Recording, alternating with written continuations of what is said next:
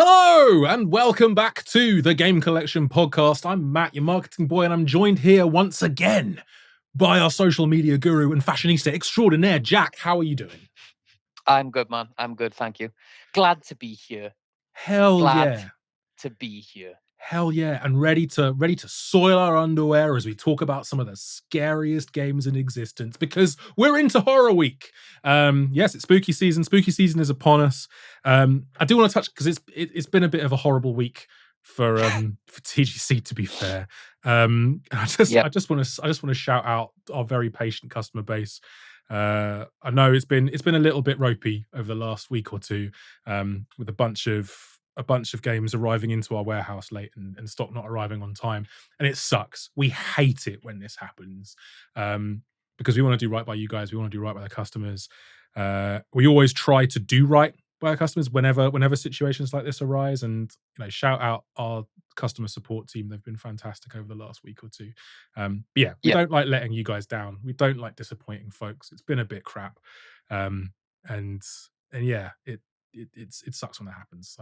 So yeah, apologies for that. I'm hoping as we get Halloween out of the way, actually, yeah, the horror week can turn into a lovely November as we descend into Black Friday and the festive season. But yeah, like apologies to you guys, to collectors, for what's been a rough week. Sometimes, a lot of the time, this stuff is out of our hands. But we'll always try and own up to it. We'll always try and be transparent with you guys. We'll always try to give as much notice as we can when we know things are going awry. And we'll try and make it up to you as well. And, it's one of the reasons that we love reward points, to be honest. It's a mechanism that allows us to try and make things right, even though, we know we're gamers ourselves. We love the anticipation on release day, and it sucks to be letting people down. But yeah, bit of a horrible week, but hopefully we can lighten the load a little bit. With a podcast. I just realized the ridiculousness of that as I said it. Maybe that's more. Maybe that's more for our mental health than anybody else's, Matt. It definitely is. It definitely is. My poor infant son has been poorly this week, and I was saying to Jack before we jumped on, this recording is going to be an oasis of just nice gaming chat. It's just going to be a nice oasis of calm for me, in between, failed stock deliveries and a crying baby. So thank you, Jack. He says this, everybody, he says this before delivering this week's musical disclaimer, which obviously, once again, I have no information on. He does seem rather positive in this moment, though, so I believe we'll be finding out very shortly how that's going to go. I've written one this week, and because it's spooky season, I thought I'd set it to... There aren't that many catchy... It's to the Addams Family, yes. Yes! I was about to say, there aren't that many catchy tunes associated with horror. But yes. We'll even try and do the clicks, because I do go up to the clicks. But, well, yeah, without further ado... We are the Game Collection. Reward points are perfection. Discs give us an erection. Come shop at TGC. Our podcast drops each Friday with gaming tastes so spicy, but from our personal psyches and not the company's. Come get some free delivery and earn rewards on all the games you might fancy. Yeah. Yeah. Yeah. Oh, I'm gonna have to slap a parental advisory on this one. There's always something in there which just genuinely shocks me, and yeah, as soon as I heard the word erection, I was like, wow. I really tried to find another rhyme that would fit. Okay, but the syllable count's so short. It's really restriction. It's really restriction. It's really restricting. Restrictive. Constricting. Like yeah. Well, I think. In the circumstances, it was yet another stormer. Thanks, man. I'm well impressed. Yeah. Oh dear. So yeah, come get some free delivery and reward points in every single thing you buy, and for all of your gaming needs, check out the Game Collection. That's what I'm saying there. Hey, before we jump into spooky season, and thank you to everyone that sent in their questions. We're going to get some of those in a bit. So it's going to seem like we're ragging on Microsoft again. We're not. Promise you, we're not anti-Xbox. Go listen to our last podcast episode. But I want to touch on something that Microsoft or Xbox president Sarah Bond said in an interview within the last week or so, and asked the question, are gaming exclusives outdated? And I thought, we'd have a little bit of a chat about this, because basically she told Mashable, the biggest games in the world are available everywhere. You look at Call of Duty, you look at Minecraft, you look at Fortnite, you look at Roblox. That's actually what's driving community in gaming. That's where people gather. And the idea of locking it to one store or one device is antiquated for most people. You want to be able to play with your friends anywhere, regardless of what they're on. And we're really leaning into that with this experience, the ROG Ally X. It just opens up another way for you to play, as does cloud, as does PC, as do the consoles we all have in the living room. So I just kind of wanted to unpack that a little bit and ask you collectors as well. Let us know in the comments, let us know in the replies what you think. Are gaming exclusives outdated? Jack, your thoughts? Uh-huh. Um, I'm. We spoke about this before the pod, just to outline some of the questions, and I'm actually of the opinion that they are a little bit outdated. In truth, Okay. I think we touched upon this in a previous pod. When it comes to PlayStation and Xbox, anyway, obviously Nintendo gone and Nintendo, and the Nintendo customer base, I still believe, stands on its own in a different form. But I speak, I think, from the fact that I engage with our community on a daily basis across our social channels. It would be great to be able to just discuss with everybody. If everybody had the chance to play the same games. I saw somebody respond the other day to something, and it was something along the lines of, "I really hope Death Stranding 2 doesn't take 6 years to come to Xbox." So it, there's appetite for it, and I just feel like, from my perspective, with my role here, the ability to be able to just speak to everybody and give everybody a fair crack of the whip and a fair chance to play these games. There's so many great titles out there. I know, obviously, you're going to touch upon it yourself. You've got the likes. I mean, we've had Forza come across. Halo is coming next year. I know Halo on a PlayStation that's gonna feel weirder than Gears of War, man. Yeah, and I mean, I'm here for it, but that's gonna be weird. yeah, for sure. But it's happening and it's cool. I mean, as somebody that never really played Halo, now I'm going to play Halo. It's That excites me. So yeah, for me personally, when it comes to PlayStation and Xbox, I do feel like exclusives are a little bit outdated. But so most of that opinion is weighed within my working environment here, and how much time I spend engaging with people. But yeah, so perhaps a little bit skewed.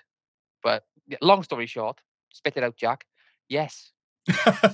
I think there are definitely aspects that are antiquated, and I think it's interesting because you're in your mid-30s, I'm in my late 30s. We and sort of, I guess, collectors of our kind of generation and older will remember the days of absolute fanboy flame wars, right? Like, I think and the passion that was Xbox versus PlayStation, or Nintendo versus Sony, or Nintendo versus Sega for a little while. And I think it's all of those things were predicated on, our games are better than your games, or our consoles are better than your consoles, and the things that sometimes those things could be quite fun, and sometimes they could be quite toxic and destructive. And so I think, in that sense, exactly what you're saying there, in terms of, can't we just all play and enjoy together, is a wonderful, wonderful, wonderful thing. I do worry that I do think, not always, but I do think in this case, sometimes competition has really bred innovation and has really led platform holders to strive to make bigger and better and more awesome games. I do also wonder if we have to take into consideration that, for a while, Microsoft were winning from a hardware and an install base and a console perspective. The 360 era got off to a blinding start, and I still think the 360 kind of slaps the PS3, in terms of its games, in terms of exclusives, in terms of its UI and accessibility and indies and Everything. yeah, that gen was ruled really by the 360. The only thing the PS3 really had going for it, because it was an absolute arse to develop for as well early on, was its exclusives. Particularly towards the end of the console life cycle when people had finally worked out how to harness the power of the thing. But yeah, the Xbox One was a complete disaster, and Microsoft's install base gradually grew smaller and smaller and smaller. So, to play devil's advocate for a second, they have not had the install base to sell exclusives to. So it's no wonder they want to put their games on wider platforms. But then equally, Microsoft's ultimate strategy has always been to bring Windows and Xbox closer together. So a multi-platform strategy absolutely makes sense for them. What am I saying here? I guess I'm saying that I understand why Microsoft are saying this, but I do think and you touched on Nintendo being the example there. Sometimes exclusives have ended up being the very best games of that of a generation, precisely because they're working hand in hand with system architects and with folks that really really know how to get the most out of hardware. And so yeah, I don't know how I feel about this one. I think if you'd asked me 10 years ago, I would have been like, exclusives are great. But I also recognize that I sit here in a really privileged position owning a PlayStation and an Xbox and a Switch. And that's not realistic necessarily. I'm No. fortunate enough to work in games. I'm fortunate enough to, you know, have been able to do that. It wasn't always the case. And I do think in that respect, in terms of making gaming more accessible, and then yes, it absolutely exclusives are a bit outdated and antiquated in that kind of sense. Um, so I don't know. I guess I can see it from both sides, but I'm really interested to know what you guys think in the comments. Last point from me on this, I guess, is Bond mentions like Minecraft and Fortnite and Roblox, but and Call of Duty. And this might be an old fashioned thing. Maybe I am aging out. Maybe I don't understand what the kids want, and that's very possible. But I think it would be sad if all games tried to be that. I think one of the reasons that we've seen amazing single player experiences is because Sony first party studios have Yeah. delivered, right? And they have to be doing something right, because PlayStation has absolutely flown since, PS3 by the end of the era had outsold Xbox 360. PS4 absolutely flew. PS5 is like, I think it's 2, if not 3 to 1 in terms of selling to Xbox. So it's like, they must be doing something right. You'd say so. Um, so yeah, I guess I don't know. I don't want games to be homogenous things, and I quite like that. Yeah, exclusives have allowed us to keep making, in some respects, premium single player AAA experiences. I guess protect that. I want that. And to be fair, Microsoft have made some good ones as well, like Indiana Jones, as we mentioned, under Bethesda, and now under Xbox. Fantastic game, fantastic game. But yeah, I don't know. I can see both sides. What do you think, collectors? Let us know. All of this made me think as well.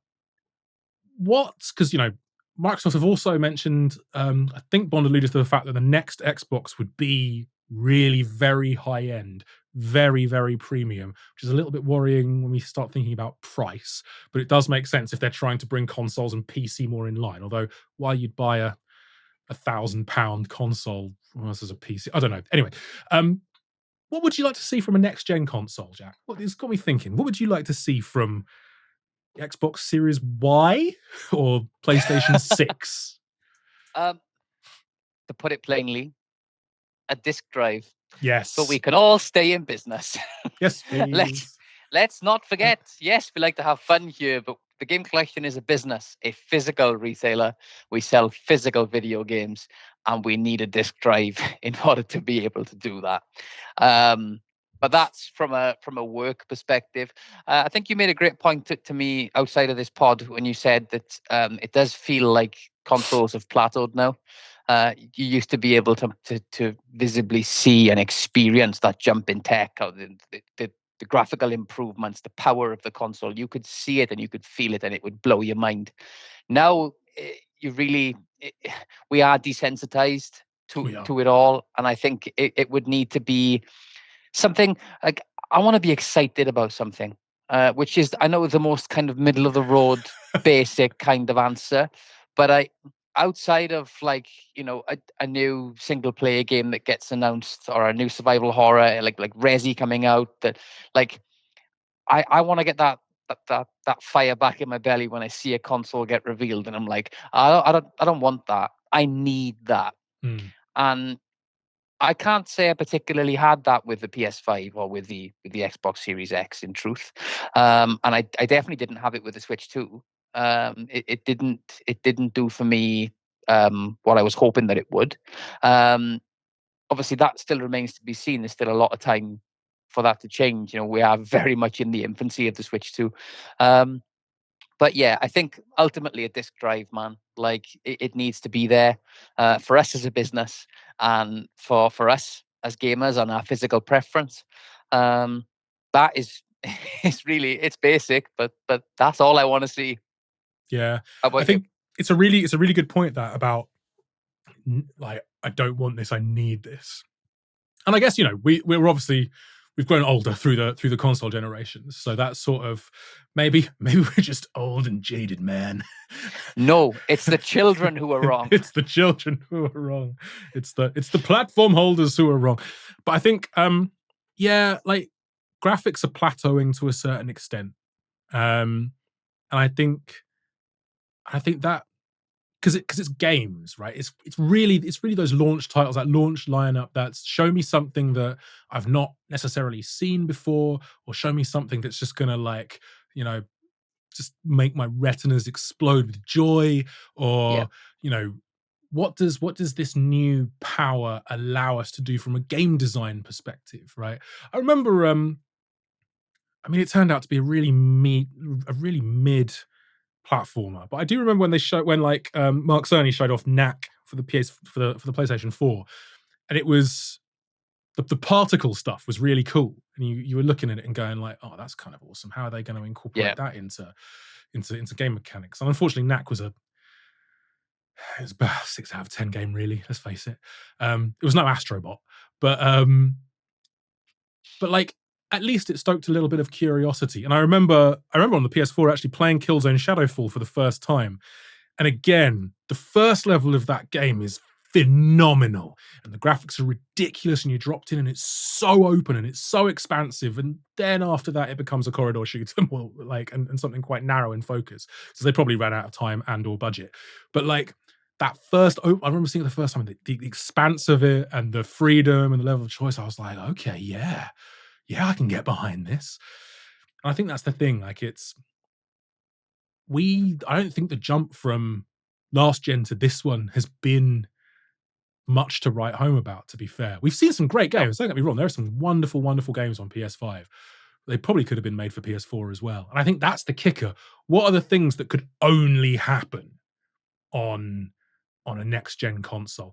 And that's why I've been a Nintendo fanboy all my life. And it's why, just to touch on your point around Switch 2, it was maybe a little disappointing, because for the first, not first time necessarily, because they did it with the SNES, um, it's an iteration on something that existed, rather than an exploration of something new, which is yeah. what Nintendo are so, so, so good at.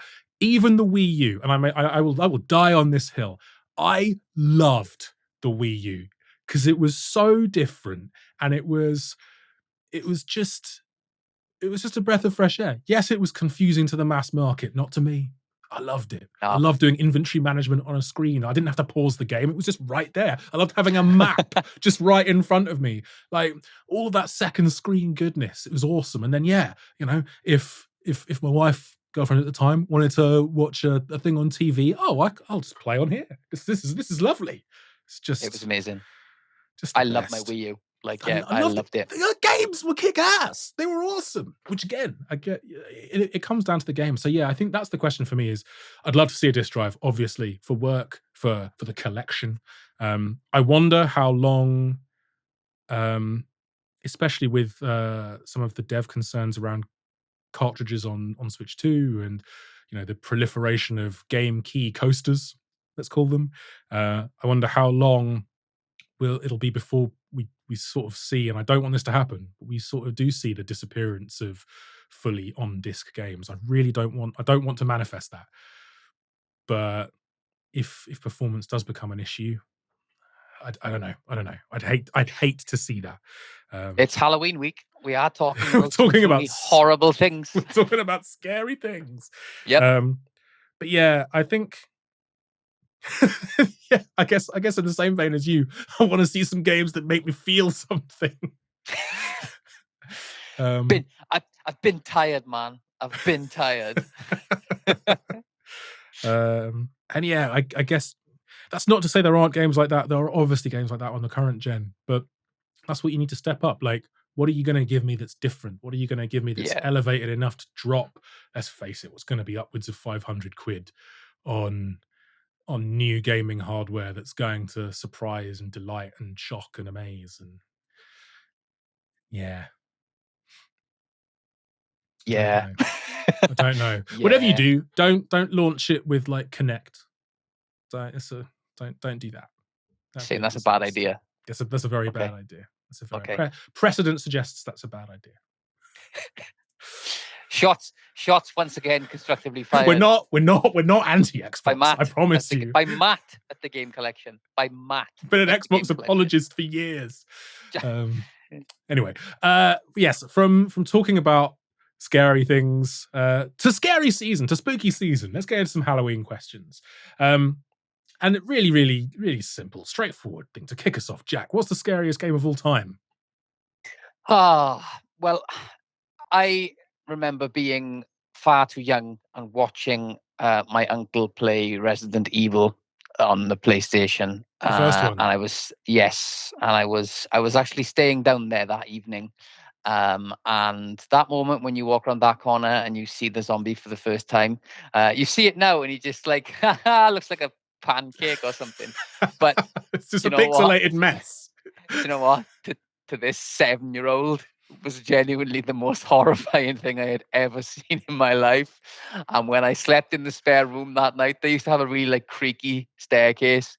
And honestly, every little movement that I didn't sleep. Like I think I just cried all night basically. And yeah, it was just horrible. Like I was just terrified. Like, so that's a gaming moment, which like if I close my eyes, I still remember it being like very traumatic. Like it's being funny, scared isn't it? to like it's funny, isn't being it? Scared to go to the toilet, like yeah. alone. It was just like this is real. But just to flip that on its head, the scariest game that I have played is maybe I say recency bias, but yeah, it kind of is. Resi 7 for me is one of the most unsettling games I've ever played. And I won't unload too much on parts of that game because it is coming up in a minute as well on another question. But there were sections of that which I just wanted to be over. Like I loved it. I thought it was an unbelievable game. But there was sections I just wanted it to end. There was like, just get me out of this, please. And I loved it. So, I think that's where we differ, man, because I can't handle it. I can't handle that. I think I just nope out of there. It's so stressful. And I was going to say the same thing. I remember going to Capcom's offices and I remember being sat in Capcom's London office and playing the kitchen demo in VR for the first time. And I'm really glad I hadn't eaten anything because I would have crapped my pants. It would have been real bad. It was terrifying. It was terrifying. And then yeah, playing Resi 7, I never finished it. I'm not ashamed to say that because it was so just nerve-shreddingly fantastic at building that atmosphere and building that tension and that horrific sense of quite familiar dread in a weird way. Because I was about to say we've all been there. Creepy house. No, we haven't all been there. Getting tortured by a family. We haven't all been there. But it's not beyond the realms of the possible, I suppose, in a weird way, completely. It's plausible, I suppose. It's on the edge of plausible, I guess. And the first person perspective, just the claustrophobia. Yeah. I have the utmost respect anybody that has finished Resi 7 in VR. Like anybody, like props to you. If you have done that, I respect you, because it's horrible. And I remember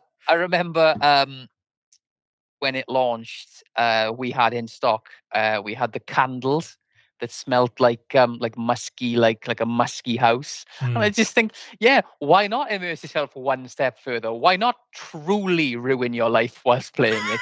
Like as if the visible, like sensory overload is not enough. Why not actually smell like you're in the mansion too? You're in this house of hell. Yeah, what a wonderful idea. To be fair though, I just also thought like that's just an incredible product. And Yeah, genius. and yeah, like I remember the boss actually saying, because he'd played a big chunk of Resi 7 in VR, and he said he was like taking the headset off, and he was like obviously in like a different corner of his living room, like facing the wall, just sweating. So it's just horrifying. So yeah, for me, that as far back as I can remember, a game that's like it really just cemented, I think, my love for survival horror again. It was like, what a story, what a setting. You're in a house, and then all of a sudden at the end you're on a giant boat. I'm like, what's going on? Yep. How the hell am I on a boat? But this is fine. This is fine. Yeah, It wasn't this is fine. fine. It wasn't fine for No. me. I did not make it to the end.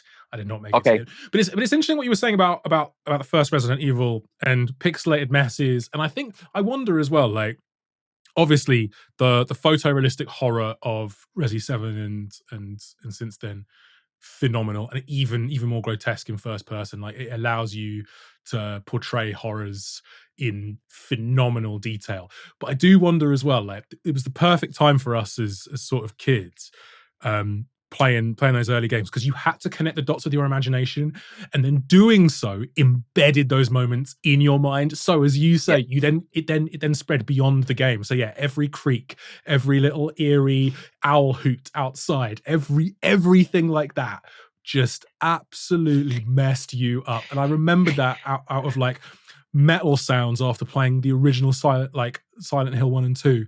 Just I no, didn't like it. Foggy days would trigger things, all of that. But like, yeah, every man. every window you walk past, you think a dog is going to come through it at any Just second. gonna come flying through. Yeah. There it is. And eat your face off. I think for me, actually, just going back a couple of, so yeah, one classic, one modern shout. Modern shout is in a similar vein to Resident Evil 7, I guess. Outlast, I can't play that game. I can't play it. I cannot. It's too stressful. It's too stressful. You don't even have weapons. You're just running and hiding, and I couldn't play it. The scariest thing. I just noped straight out of there. It was really calm as well. I was just like, this is not for me. It's not for me. But then, like, one of the, I think, obviously you mentioned Resi, you've mentioned Silent Hill. Like, Silent Hill 2 and Resident Evil 2 for me are two of just the greatest games in that genre that I genuinely love, and I've finished both. And I didn't find them. Silent Hill 2 was genuinely incredibly unsettling, both the remake and the original. Fact. But I just Resident Evil 2 was so awesome. But I think I want to give a shout out to Fatal Frame. So Fatal Frame, you're ghost hunting in a haunted mansion, and the lighting effects are amazing for the time. But I think just the gameplay mechanic of having you quite literally, you don't have weapons. You've got this special camera that can capture ghosts by taking photographs of them. And it's a really nice gameplay mechanic. You've got these horrific apparitions, and the game's like, yep, to vanquish them, you're going to have to look directly at them. And it's just like, face your fears. Face your fears. There exactly. It is. Like, you've got to go hunting these horrific things armed only with a camera obscura, and you've got to tackle it head on. And I was just like, this is kind of genius. It's kind of genius, and I'm really here for it. Yeah, new Fatal Frame play, please. I probably won't play it because I'm way too scared these days. I'm way too scared. Photorealism has destroyed me when it comes to horror. But I'd like to see it anyway. Just test myself. First 15 minutes. Yeah, I mean, you've got such wonderful form for enjoying horror games, Matt. Like, Why would this be any different? I'm sure this is the one. I'm sure this is the one where it clicks I and hope you so. all of a sudden, yeah, no, I don't doubt it. Like every fiber of my being believes the next one is the one for you. Oh dear. So we've done scariest game overall. Vinla's come in with a great shout. Thank you very much, Vinla. What is your shout for scariest level or section in gaming history? For me, it's the Shale Cradle level from Thief Deadly Shadows. That is such a great pick from a game that isn't really a horror title either. Like, Thief is fantastic, by the way. Thief is so great. Which And yeah, Shale Cradle can do one. Just yeah, not my nerves did not join back together after that. So yeah, thank you, not a Vinla. fan. Scariest level, Jack. What do we think?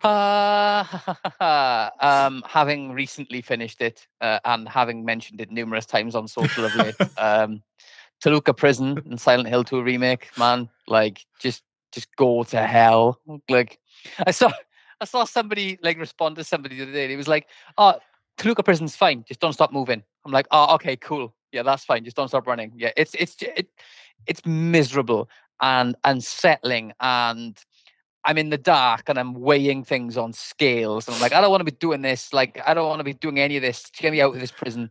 It's utterly horrific. Then you got the mannequins on the walls moving like spiders. Because I mean, what's worse than the mannequins in the game? Let's give them spider mechanics. Yeah, awesome.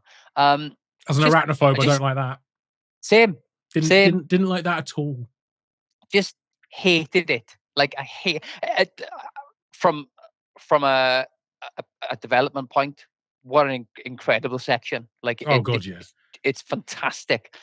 But I don't ever, as I mentioned on social the other day, I'd rather go to actual prison than back to Toluca prison. Yeah. It's a no.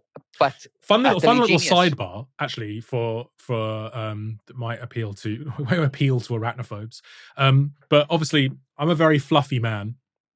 I have this expansive, quite tendril-esque hair, and it does mean that sometimes, because occasionally we'll just sort of not you know you'll get little hairballs fall out or just like on molt basically.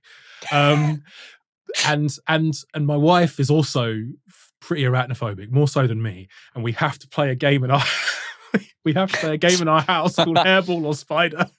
Unreal. It's terrifying life. ourselves.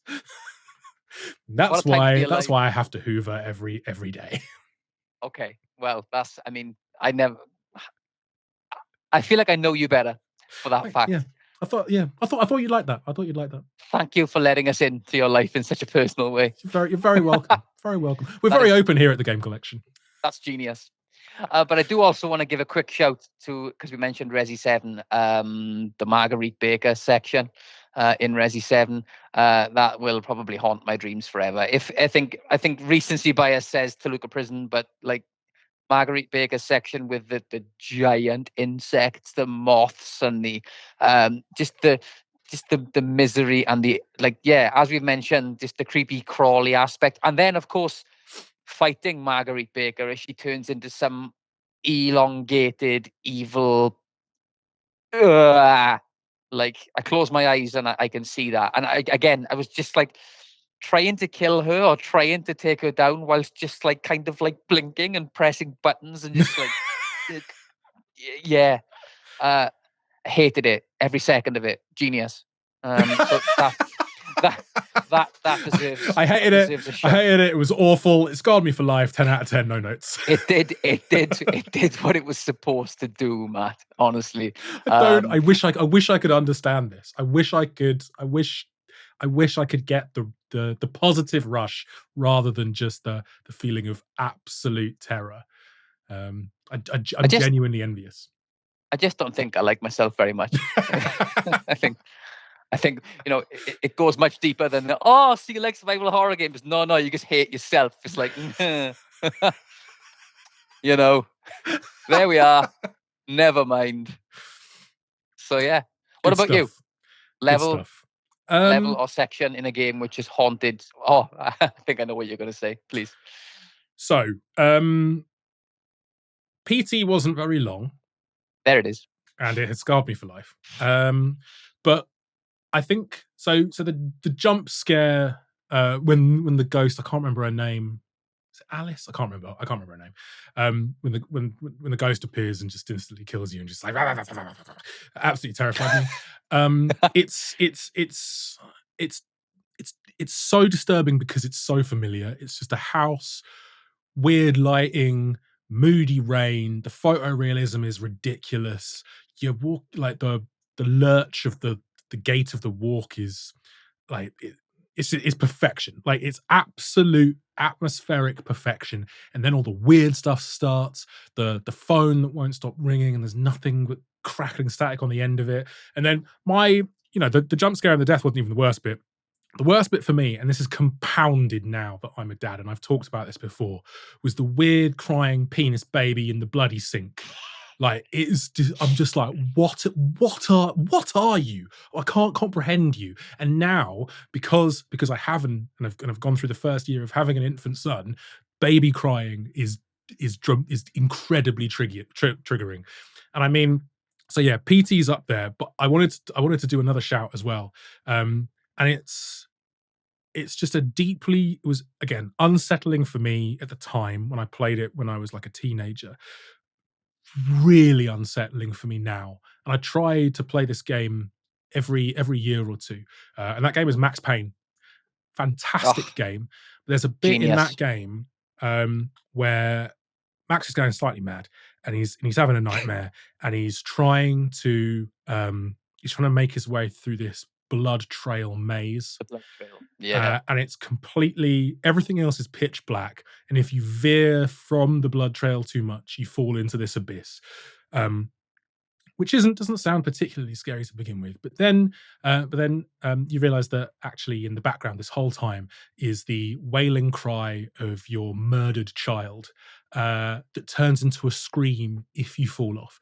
And I cannot play this section anymore. I just can't. I can't get through it. I can't do it. It's too much. It's horrible.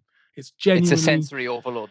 it's a sensory overload, and now it's coupled to fatherhood, and it brings up too much stuff that I don't want to think about and imagine, and I can't do it. Which So is a you're shame because I saying absolutely love everything about Max Payne. I even I love the artistic nature of that level. It's phenomenal. I can't get through it anymore. that you're excited for the remake. I actually am, and I will force my way through it because I'm gonna maybe I'll just turn the sound off. Actually, yeah, no, I'll just do that. I'll just mute it. Luke is your friend.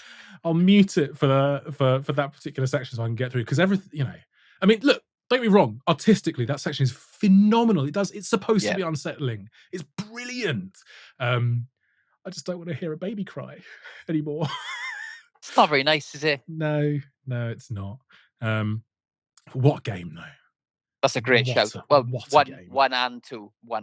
Like Yeah. fantastic games. Oh, the Like, Ballad of Max Payne is two it's so short and it's perfection. Yeah, it's the game I bring up when people say a game's too short or game length is an important thing. It's like, no, it's not. It's just not. It's just not. That game wouldn't have been better for being longer. Don't get me wrong, I'd love more of it, but it was so love more of it. perfect. The story was perfect. Mona Sachs is such a great character. Oh, it's just chef's kiss. I'm really hyped to play them again. Like really hyped to see how they're done and how they play and to experience certain parts of that game again. Some not so much, as you mentioned. That blood trail part, I think I'd actually blocked that out. Then as soon as you mentioned Max Payne, I knew you were going to talk about the blood trail. Like it just went hand in hand. It's like, horrific. I think it's a purposefully tricky maze as well, because you can't see the edges where you fall off into the abyss really. It's just if you and because the game feel is a little floaty. It's quite a light game. Like Max Payne 3, I think when it handed over to Rockstar, like it's a bit weightier. But yeah, controlling Max Payne in 1 and 2, he's flying around bullet time, doing wonderful things.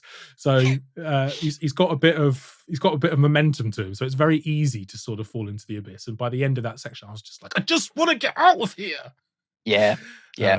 And enough is enough. Like it's very traumatic, like you say, and it's not, as I recall, it's not exactly a short section either. It goes on a No, little bit, and you're it just does. like, when's this? All right, yeah, I get what you're trying to do. Congratulations, you've done it. When's this gonna end, man? When's this going to Like, end? yeah, Yeah, let me brilliant, out. brilliant. 10 out of 10. No notes. No notes. But yeah, thank you very much, Vinla. Thank you, man. So a question that I posited we answer last week, but we said we were going to save it for this one, is I'm intrigued. What's a game that's not a full horror game? And actually, Max Payne's a good example of this. It's not a horror game, but scared/freaked you out. So like I had a conversation with somebody on Twitter this week. My apologies, I can't remember their username. But they made a great point, and it Subnautica. Anything That's a good shout. underwater with giant things that want to harm me. Nah, I'm out. Like I mean, I watched Jaws when I was like 10, and yeah, that ruined my childhood. And then I watched Deep Blue Sea when I was about 14, and that ruined my teenage years. That's a great Um, film. Things in water, like I don't like it. No, I don't. And then you watched The And Meg, and you were never afraid again. uh, some of the like Jason Statham is Jason Statham in that film. He's always Like Jason Statham. He's always at there are least Jason moments, Statham. I can't remember the full line, but he says, and he's like, "It's about the ones you save." Signing off. Off he goes to go kill a shark, and it's like, oh man, what is going on? Please, but yeah. So a game, I struggle to think of something, but that came to mind when I had that interaction with the customer. Underwater, like I don't like that, not at all. Even like when I'm like, like diving underwater in The Last of Us into the dark, and it's just like I don't like this. Like no, I'm looking for little things on the floor, little collectibles. Any firefly tags down here? No, I want to get out ASAP. Like I just don't like underwater parts of games or full games underwater. But I will also say that Do you think again, that's influenced by, because I'm with you, and I think that anxiety is, I think it's Sonic's fault. care to elaborate? I blame Sonic because he drowns. You can't stay in the water for very long at all, and it's just you're just. I just need to find a way out. I just need to find a way out, and then you can't. And the music's going dun dun dun dun dun dun dun dun dun dun dun dun dun dun dun, and I'm just like, oh no. That that links heavily into like early childhood Sonic trauma with you, Yeah, Matt. I can't say it linked too much with me, but I see there's genuine upset on your face I when you used to talk have about it. straight So hair, man, and then video yeah, games happened. and then Sonic happened. Yeah, well, okay. I mean that's it's perfectly reasonable. Um, but I will say as well, as much as it's not like a straight up horror game, because it's a lot more fun. But when you hear a witch cry in Left 4 Dead, and you're just like, oh no, Oh like, yeah. oh no, I was having such a great fun, just shooting everything that moved, and I know if I don't get this right, I'm in a world of hurt. So yeah, I really, really didn't like. It's the crying sounds, but I really, really hated when you hear that witch's sound crying, and you think, oh come on, Just then so here we go. unsettling. Yeah. I know. It's exactly that, isn't it? It's like, oh, here we go. But Buckle up. there was that achievement you could get if you killed it with one shot with a shotgun, and it was like croned. It was called like CR, like owned. Yeah. And yeah, and I'm sure I've mentioned this on the pod before in the past, but like I got that achievement at like, I don't know, like 2 a.m. and I was still living at home, and it was just like this silent dance of like victory in the bedroom. I was like, yeah, like quietly, just like one shot kill, have it. Because let's be honest, you get that wrong with the witch, and you're brown bread. It's over. Yeah. It's all over. Like those hands are not friendly. So yeah, Subnautica, underwater, and the witch's cry in Left 4 Dead. I do not like it. Love that. Great shouts. Great shouts. I think for me, a couple I've mentioned on previous podcasts. Ravenholm in Half-Life 2, just zombies, and then you and a gravity gun with massive saw bits, and you're just frantically trying to find things that you can fling at these marauding things coming at you. Just really, really, really great level for atmosphere and grim dread. That level, really, really awesome. Shout out Ocarina of Time, because I used to get slightly freaked out by the re-dead, and Okay. it's the scream. So there's a little sort of like piercing yell, like it's the screech that they do when they spot you, and they paralyze you for a few seconds. And if you're too close, they'll jump on you and start snacking on Link's face. But yeah, that it's the sound in particular that I think, and going along with with the paralysis, that sort of freaked me out when I was like 9. And again, it's that sort of, oh, my imagination is doing some, it's making some connections here, and this is very freaky. Um, Yeah. so so that definitely. Um, I'm gonna say, and again, it's more atmosphere than anything else.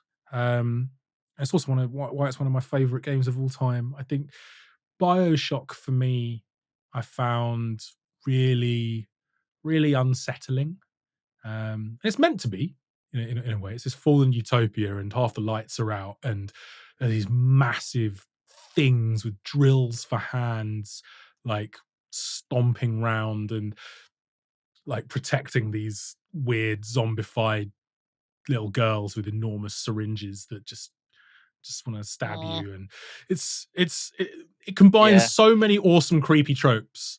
um and the lighting effects are brilliant, the sound design is phenomenal, and it's just got some really sinister things going on in the narrative. And it's perfection. That game's so great. It's so the last boss aside, like, it is, BioShock's just great. But yeah, BioShock, and actually before it, System Shock 2, for just for atmosphere, right? Like, really, really sinister, amazing lighting, amazing production values for the time.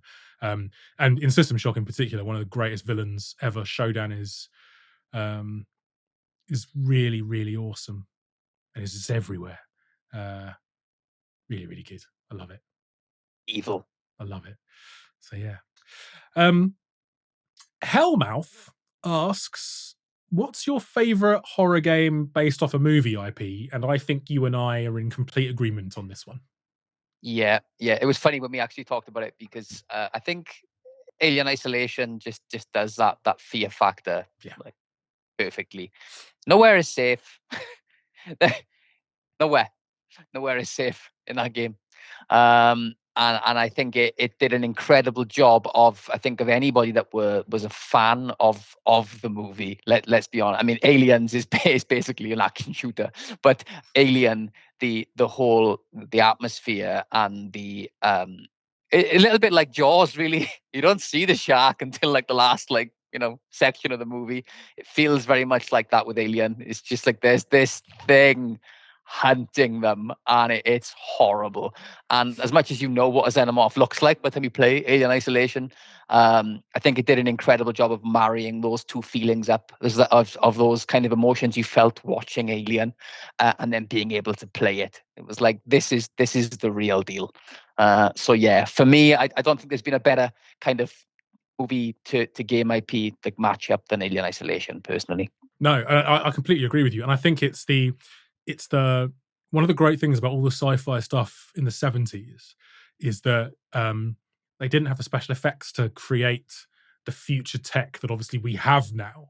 Yeah, So they didn't have smart screens and all of this sort of stuff. And I love that that prevails, because yeah, you don't see the alien really until it's too late. You've just got this neon green tracker thing beeping at you, this yeah, narrow cone and a dot. And it's just like, and yeah, the beeps get shorter, and the gaps between the beeps get shorter and shorter and shorter, and your panic gets higher and higher and higher. And it's just like, oh, I need to find somewhere to hide. I need to find somewhere to hide. Oh god, oh god, oh god. And then it's almost when it doesn't appear, but the tracker's screaming at you, that you're just like, where is it? Where is it? Where is it? Where is it? Where is it? It's the things that you don't see that create these moments. And then when it finally does appear, like, you're just, yeah, it's just, don't breathe. And I found myself doing that. It's so good. Like, I found myself doing that. It can't hear me in the game. It's not like, what was that game that released and actually it did use the microphone, and you could give yourself away. But like in Alien Isolation, that wasn't a thing. It's not going to hear me, Matt, breathing, and yet I'm then just like trying not to make a sound. I will say that. So I took my Xbox home. I think for some reason. Was it an Xbox? No, I think I was playing this somewhere where there was a cat, and I'd gone to the loo, and I hadn't realised when I came back that the cat had gone and sat on my office chair because I was playing with the lights out. Because I don't know why. I don't know why I've done this to myself actually. Then, but I was playing with the lights out for a nice sense of immersion, which doesn't make any sense because I hate horror games. But I hadn't realised that the cat had decided, oh, this is warm. I'm going to sit down here.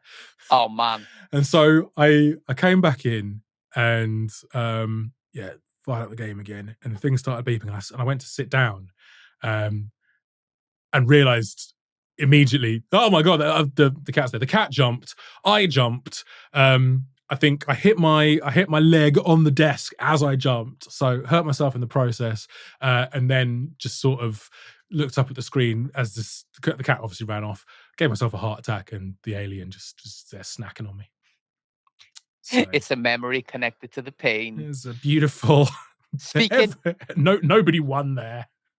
Speaking of cats, mine I put in the kitchen because all he does is like jump up on the desk and beg for attention. But mine is slowly making his way through the door here. Like I'm trying to stay focused, but I can hear him like on the door, and he's trying to push it open. I've even put like the little chair there because normally I'd put this chair there, but I'm sitting in it. So any second now, like I firmly believe this cat's going to come through this door. I love this. We've got a horror scenario right here. Fox, please. Please. Like, I'm working. It's a problem, man. It's a problem. Yeah, this is how it feels. Like, honestly. Like,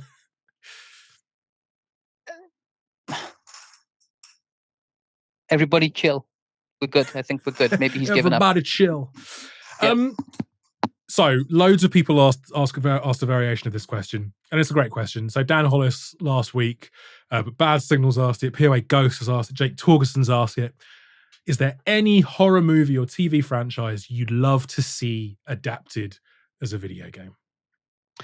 Now, as a massive Buffy the Vampire Slayer fan back in the day, yes. Truly like one of my favorite shows growing up. Chaos Bleeds was an excellent game. Like it had no right to be as good as it was. Like I loved Chaos Bleeds. So I would love, and I think because they are rebooting Buffy, I think in some capacity, it's not really like kind of, if that's successful, I guess it's not off the table because as most things go these days, if something is successful, they will try to make money off it in every way, shape, and form. So, I mean, a new Buffy game is not out of the realms of possibility. Should a reboot go well?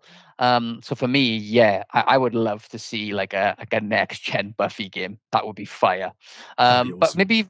maybe I think from a TV perspective, I kind of tried thinking of it, not so much a horror, but it is like a slasher kind of vibe. Maybe like a Dexter game, but like next gen Dexter game where there would be some RPG elements, which I know I'm not a massive fan of, but I think the idea of like planning kills, a little bit like Hitman, I guess, but without I was about to say Hitman kind of vibes in a way, but without the ability to just like scrap Silent Assassin and just start killing everybody.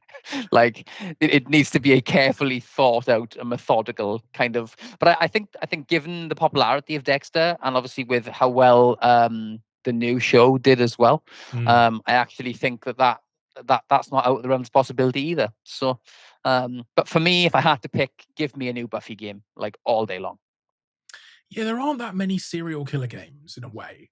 Like Condemned, was it Condemned where you're playing an ex-police officer who's framed for a bunch of murders, but the actual murderer is also hunting you down?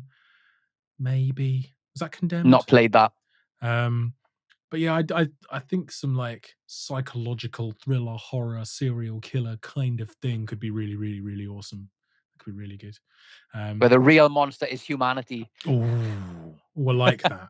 I like that a lot. 2 shouts from me here. One, I suppose Dead Space sort of combined Alien with this, but Event Horizon is just it's one of my favorite films. Honestly, it's so great. Horrible. It's absolutely horrible. Ship to Hell. I just think you could have so much fun messing with people in the same way that and I've mentioned this game before, Eternal Darkness did, and just kind of break the fourth wall a little bit, mess with the player. I think that could be really, really, really good.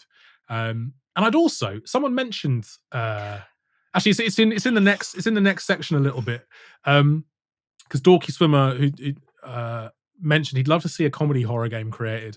I'd love to see a game of Shaun of the Dead. Oh, I think that would be amazing. And spoiler, by the way, the cat got in. Dun, dun, dun, dun. It's only a matter of time before he comes for you. He just got past me, and I went to try and pick him up to bring him onto the pod, and he just gave me a look as to say, "You lock me in there again, I will kill you." So he's got, all I can see now is his tail poking out from underneath the living room table, which I know means, as you say, that he's currently plotting. Sorry to cut you off, but I just felt like at any moment a cat could appear on this pod, and I wanted to give fair warning. I love it. To be fair, he shouldn't have warned me. It would have been an amazing Halloween surprise. Shaun of the Dead. I think you could do a nice little zombie sandbox there with some comedic elements, shortcuts galore, hop some fences, chuck some records at people. Obviously, the Winchester is a safe house. Like, it'd just be amazing. It's genius. Yeah, I'll do it on the night. I'll do it on the night. It is the night. It is the night.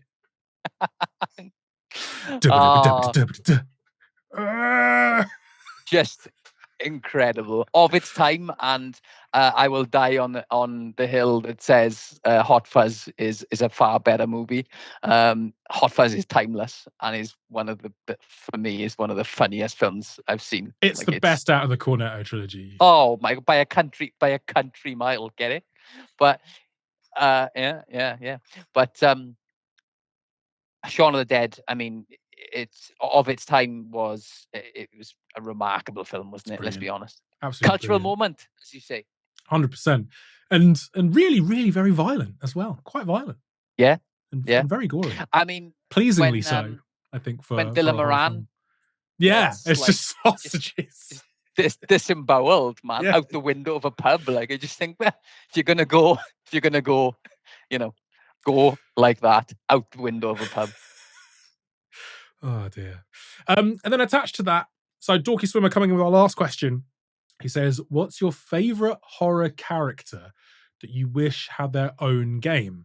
Mine is Pinhead, but I'd love to see a comedy horror game created as well. So yeah, that one in from Dorky Swimmer. So yeah, favorite horror character that you wish had their own game. So I had a little think about this as to like films like from like my teenage years into like young adulthood, where like which frightened me. And Jeepers Creepers, the first film. That's a great shout. I really, really like. That was horrifying to me. Even like down to like that moment that the number plate like be eating you, and the way in which he tries to ram them off the road, and then they drive past and you see him like dumping that body into the tube, and then the van coming after them. Like, it gives me chills even now. I'm like it's horrific. But imagine a game where it's like every 23rd spring for 23 days he comes to eat. And it's like, that would be fire. That'd be awesome. Whether you would play as somebody fending off from the creeper, I suppose there's only like one bad guy in with it being the creeper, or if you could be you with a creeper. I don't know, but I think a game around that would be epic, because the movie terrified me. It was horrible. Yeah. Jeepers Creepers, where'd you get those peepers? It's like, that's a great shout. Yeah. I think horrible. So a couple of shouts from me. I'd love to see Pennywise in an Until Dawn style game. I think I can't remember if Pennywise has appeared in Dead by Daylight. Possibly every other horror character seems to have appeared in Dead by Daylight. But I'd love to see an it-based kind of Until Dawn style game, or even like just give it to Telltale, someone like that. I think that would be really, really cool. I've written down here Frankenfurter, because I'd love to see a point and click adventure game based on Rocky Horror. Wow. Okay. I genuinely think that would be incredible. The time for it might have passed. I feel like the time for that would have been the late 80s, early 90s, when point and click adventure games were. It might actually exist. I don't know. I don't know every game that's ever existed. I will go back and check this out. But I just think if it doesn't exist, it should have done. Like a Rocky Horror adventure point and click adventure game would have been amazing. So that, and then my last shout is I'd just like to see, and I don't know how you get around rights management because I think they're both deceased now, sadly. But Van Helsing, but the Hammer Horror Van Helsing with Peter Cushing as Van Helsing versus Christopher Lee. Just get that in a game somewhere. Like two of the finest actors ever. Just like these clipped tones of Peter Cushing up against like the deep bass of Christopher Lee. Just Hammer Horror, Van Helsing, phenomenal. That would be wild. Inject it into my veins. Like I don't think we get enough of that stuff. Like that would be a mood. I will say that the Hugh Jackman Van Helsing movie, I think is like very underrated. I think it's a great movie, and I think I wouldn't call it great. It's very watchable. I think it's underrated. I think maybe I've not seen it in like quite some time, but like I always thought it was a really, really like solid movie, and so I think that could translate well into a video game of sorts. Like especially like there's moments in that game. Is it Notre Dame at the start? Like in the start of that movie when he's in the cathedral, like just epic. Absolutely loved it. But to finish, I would also like to give a shout out to, you mentioned Telltale. If I couldn't get like a next gen X-Files game, imagine an X-Files game with the Telltale with Telltale vibe. Like, yeah, I mean, I'm in. Yeah, I'm in. I miss Telltale, man. Like The Walking Dead was season 1 of The Walking Dead, and the finale of season 1 of The Telltale's The Walking Dead was special. It's special, and it could like. It wasn't tech dependent. Like it could happen any generation. You could bring him back now. Yeah. You just got to nail that writing. But yeah, Telltale X-Files would be phenomenal. Be so good. To be fair, actually, Telltale Dexter could work. Agreed. Yeah. That could be really interesting. I think even more so. I think that's a great shout. I think that would go hand in hand, to be honest. Yeah, and you've got like your choices. There's like a level of like a discovery meter, maybe, and like your choices are constantly feeding or retracting that sort of like how close you are to being uncovered and being discovered.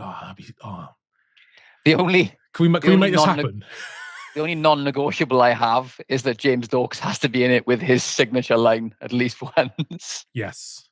Of course, we can't say that on this podcast, but I'm sure if you're a Dexter fan, you'll know which line I'm thinking of. We frequently quote it to one another. Prude eyes. French fries. What up? It's so good. It's so good. It's so good. So yeah, that's our Halloween special, collectors. Let us know in the comments and the replies. You know, what are your scariest games? What are your scariest moments in games? What are the games that aren't really horror games but you still found terrifying? Yeah, hit us up, give us a shout, let us know.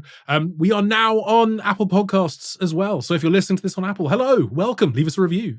Wherever you're listening to this, actually, please leave us a review. Tell your friends. Tell folks who aren't your friends. I don't know. Sharing is caring. Tell everyone you hate. Tell everyone about this show. And yeah, I think I'm not sure we're going to have one next week because Jack and I are off doing exciting things in London town. So not sure if we'll have a podcast next week. We might try and do a quick one, perhaps. We're also Might be cool. banking a bunch of content because we're going to be in the same place at the same time. So we're banking some stuff for Christmas. So yeah, expect to see a post on Monday canvassing for kind of like game of the year style questions and lots of general gaming chat. So yeah, do get your questions in for that once that post goes live. But yeah, we'll see you on the next one, folks. Thanks so much for listening. We appreciate every single one of you. We do. And we'll catch you next We time. really do. And for all of your physical gaming needs, check out the game collection. boom. See you next time, folks. See you guys. Thanks for listening.